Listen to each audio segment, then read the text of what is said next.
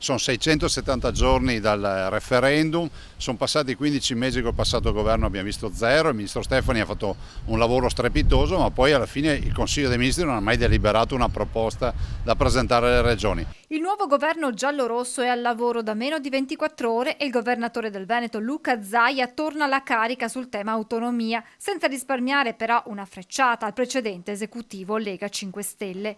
Zaia risponde poi alle dichiarazioni rilasciate dal neo ministro per gli affari regionali Francesco Boccia, che ha parlato della volontà dell'esecutivo di pacificare il paese, sottolineando che non c'è nessuna guerra tra ricchi e poveri.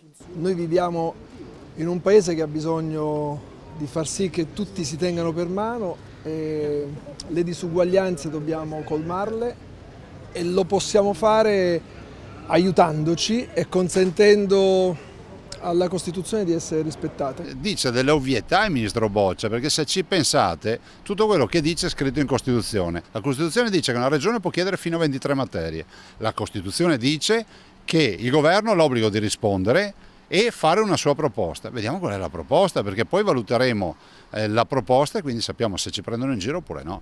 Il ministro Boccia ha parlato di un'autonomia non solo per Veneto, Lombardia ed Emilia-Romagna, ma per tutte le regioni perché, ha aggiunto, nord e sud devono prendersi per mano. Ha poi espresso l'intenzione di incontrare al più presto tutti i governatori, a partire proprio da Zaia e Fontana. Di incontri ne facciamo quanti vuole, però noi vogliamo vedere i fatti, perché a tutt'oggi, dopo tutti questi mesi, dopo tutti questi anni, esiste la proposta scritta nero su bianco del Veneto, ma non esiste nulla da parte del governo.